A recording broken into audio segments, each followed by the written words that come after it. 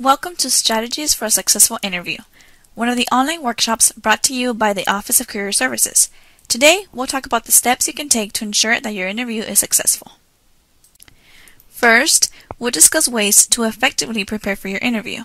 Next, we'll talk about a few types of interview questions: traditional questions, behavioral questions, and case questions, and look at some samples. Then, we'll discuss questions you should ask the employer. We will continue with the next steps to take once the interview is over. Finally, we'll conclude with some final thoughts. How do you effectively prepare for an interview? An essential part of the interview preparation is to take the time to analyze the job description. It's important to know what the company is seeking in a candidate. Make a list of the skills and characteristics that are desired by the employer and are vital for success in the job.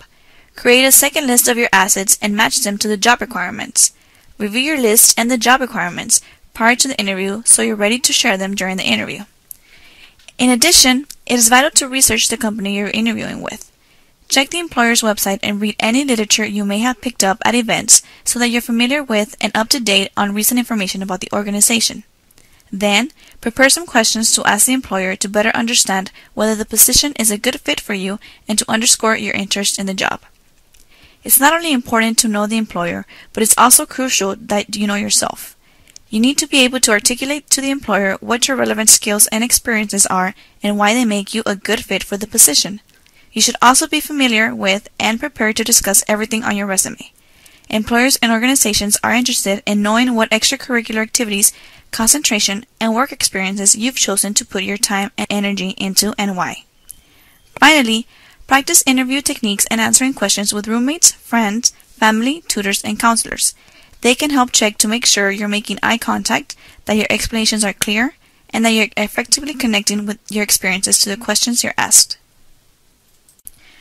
Prior to your interview, there are a few things to keep in mind. Make sure to get directions to your interview. It will be helpful to map out the location the day before your interview. This will ensure that you arrive 10 to 15 minutes before your scheduled interview so that you have time to relax and compose yourself before the interview begins.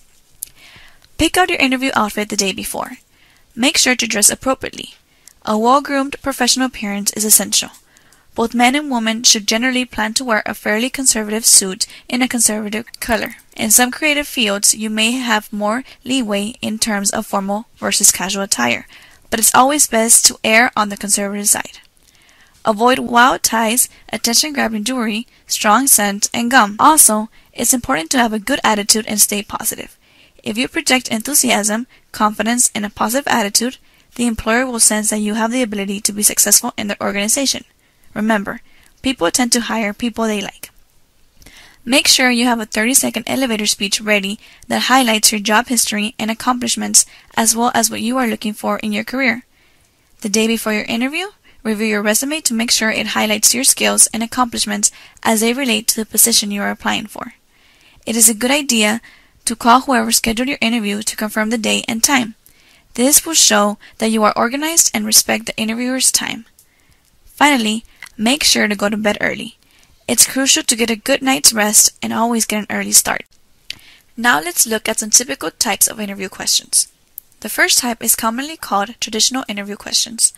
These questions are helpful ways for the employer to get to know you better and understand how you perceive yourself. It's important to be honest and open when answering these questions, but at the same time, stay concise and to the point. Here are some examples of traditional questions. What are your strengths and weaknesses? Why did you choose to attend UTB and TSE? Describe an experience in which you had to adapt to a difficult situation. What do you hope to learn in this position? One of the most common traditional interview questions is, tell me about yourself. Alex is a senior applying for a job as a teacher. Listen to the contrast between Alex's two responses to the question. So, tell me about yourself. Here's her first response. I grew up in Houston and went to a large public high school. I played a lot of sports in high school and was really active. When I came to college, I was pretty nervous because I was going far away from my family, but I really enjoy Bronzeville and I've gotten involved in a lot of community service in the city.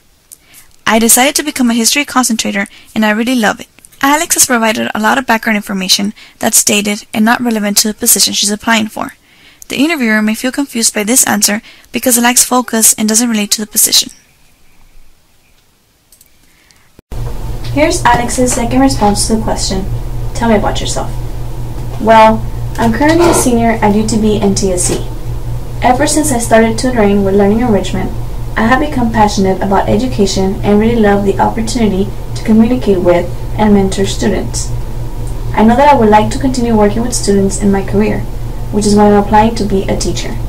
I am a history concentrator because I love the ability to better understand the world around me, but I also enjoy it because I would like to help students uncover the relevance of history to their own lives. In this example, Alex effectively connects her skills and experience with the teaching position she's applying for. In answering the question, tell me about yourself, be brief and focus on your most current and relevant experiences and skills. In this way, your interviewer will have a much better sense of why you're interested in and qualify for the position. The second type of interview question, the behavioral question, is often used because interviewers will assume that your answers will reveal information about you that may predict your behavior in future situations. In most cases, the employer has determined a set of characteristics or competencies that are required to be successful in the available position. Examples of competencies include problem solving, teamwork, communication, and leadership. The employer then designs open-ended questions that ask you to refer back to a particular situation and describe how you responded. A strategy for approaching this type of interview is to think of the answer in three parts: situation, action, and result. What's the situation you want to describe? What action or actions did you take related to the question asked? What was the result based on that action? Let's look at some examples of behavioral questions. Eduardo's a sophomore applying to an internship in healthcare consulting that required excellent teamwork skills. Listen to how he answers the following behavioral question from an interviewer. Tell me about a time that you were on a team that wasn't working well together. I tend to get along really well with my team members, whether it's in my classes or on my soccer team. I haven't had too many experiences where a team I was on didn't get along. There was one time in a class project where one person did not do the assignment. We all talked to him about it, but he didn't get it done, and eventually we just had to do a lot of work for him. In this example, Eduardo didn't effectively present the situation and describe how it was resolved. He's overly vague so that the interviewer may not have learned anything about whether Eduardo can be an effective team player. It's important that you have something specific to say. Describe your own role and what you learned from that particular situation you cite in a clear and concise manner. Let's listen to Eduardo's second response to the question, tell me about a time that you were on a team that wasn't working well together. In my psychology class last year, a group of us had to develop a presentation on the theory of cognitive development. One of our group partners was assigned to develop the PowerPoint slides for the presentation, but he did not have them done by the time they were due. My other team members got angry, but I decided I should have a conversation with him to try to figure out what had happened. By talking with him, I learned that he was having difficulty understanding some of the main concepts, so I put in some extra hours to help him learn the material so he could do his part of the assignment. The experience taught me a lot about not jumping to conclusions and really taking the time to understand and communicate openly with all members of the group. In the second example, Eduardo has successfully explained a specific situation and relevant details, rather than remaining vague. He clearly explained his own role and ended with a description of what he learned from the experience and kept his answer concrete and to the point. The final type of interview question we'll discuss is a case question. Common in some business interviews, particularly with consulting firms, case questions are one way of determining whether or not the candidate has an aptitude for handling complex business problems. A variation on the case question may be a product or market development question for consumer product, service, or brand management firms. Most companies don't expect in-depth business knowledge, but rather are looking to see whether the student has the analytical ability in the business sense to know what matters in a specific situation and can clearly explain it. Most often, employers verbally present a business scenario to the candidate and ask how he or she would approach the problem. Sometimes, employers will present the candidate with a case study in print and allow the candidate a designated period of time to analyze the data. When answering case questions, make sure you understand what's being asked of you. Repeating the question is an effective way of confirming that you're on the right track. and it gives you a moment to think about the situation with which you're faced. Once you're sure you understand what's being presented, don't be afraid to ask a few questions. This may save you from launching into an analysis that lacks focus and misses the point. Then share your thoughts with the interviewer. Taking the time to introduce your approach allows the employer to see that you will understand the big picture. Let's take a look at these sample questions. How many teachers are there in Texas? You are the head of a large corporation and must decide in which country you will build a new plant. What factors would you consider? Be sure to look at the UTB and TSE Student Affairs calendar for events and programs where you can practice and learn more about case interviews. A list of resources for answering most questions is available on the UTB and TSE Career Services website. There are some questions employers cannot ask you, such as information about your age, citizenship, or religious affiliation. Finally, for any type of an interview, it's important to have questions prepared to ask the employer. Usually, it's another way for the employer to measure your interest in the organization, knowledge of the field, maturity, professionalism, and communication skills. It sounds obvious, but you should ask questions to which you want to know the answers. Think of these questions as relating to 3 components: the position you're applying for, the organization, and the field as a whole. Instead of asking broad general questions, you can show that you've done your research by asking questions about recent trends in the industry and changes within the organization. Take a look at these sample questions to get a sense of what might be appropriate to ask an employer at the end of an interview. Before leaving for an interview, you should be clear as to the next step. It's helpful to ask when you can expect to hear from the interviewer. As soon as possible after you've left the interview, take notes about what happened.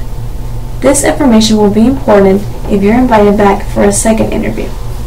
Be sure to note information you learned about the organization or the field, what information you'd like to know more about, and your responsibilities in terms of follow-up. Finally, always write a prompt thank you note. While an email is acceptable, a written thank you note can be a great way to make a positive impression.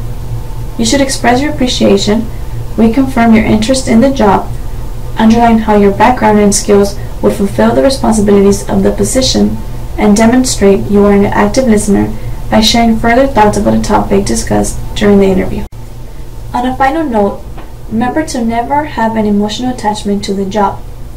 It's important to remember this because this may surface during an interview process and raise red flags to the recruiter. Don't over or undersell yourself to the recruiter as well. Be confident and answer all the questions by the recruiter to the best of your abilities. Do not lie. If you get caught with a lie, the interview is probably over. Conduct basic research and learn about the company. Nothing more tells a recruiter that you're interested in that position than doing your research. It shows your initiative, interest, and basic understanding of the company's core objectives. It's important to not put a wall up during the interview and be yourself, because it is a conversation between the recruiter and the interviewee to see if it is an equal match.